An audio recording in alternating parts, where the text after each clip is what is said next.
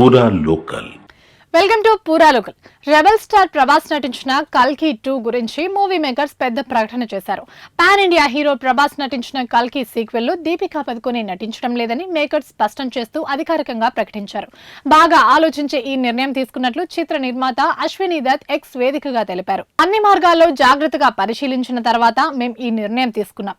కల్కి సీక్వెల్ లో దీపికా పదుకొనే భాగం కాదని అధికారికంగా తెలియజేస్తున్నాం. ఫస్ట్ పార్ట్ కల్కిలో ఆమెతో సుదీర్ఘ ప్రయాణం చేసినప్పటికీ రెండో పార్ట్ లో భాగస్వామి కాలేకపోయింది. గొప్ప టీంతో అంతకు మించిన కమిట్మెంట్ తో కల్కి సీక్వెల్ మీ ముందుకు వస్తుంది. భవిష్యత్తులో దీపిక మంచి సినిమాలతో అలరించాలని కోరుకుంటున్నాం అని వైజయంతి మూవీస్ పోస్ట్ ద్వారా వెల్లడించింది. అయితే కల్కి సీక్వెల్ కోసం ఆసక్తికరంగా ఎదురు చూసే క్రమంలో మేకర్స్ తీసుకున్న ఈ నిర్ణయం టాలీవుడ్ బాలీవుడ్ వర్గాల్లో హాట్ టాపిక్ గా మారింది.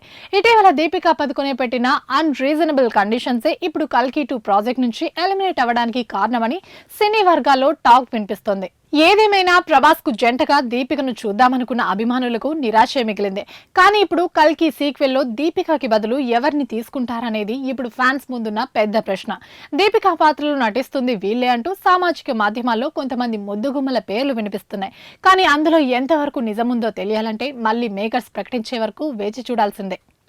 ఇవి ఇప్పటివరకు అప్డేట్స్. మరిన్ని అప్డేట్స్ కోసం చూస్తూనే ఉండండి పూరా లోకల్.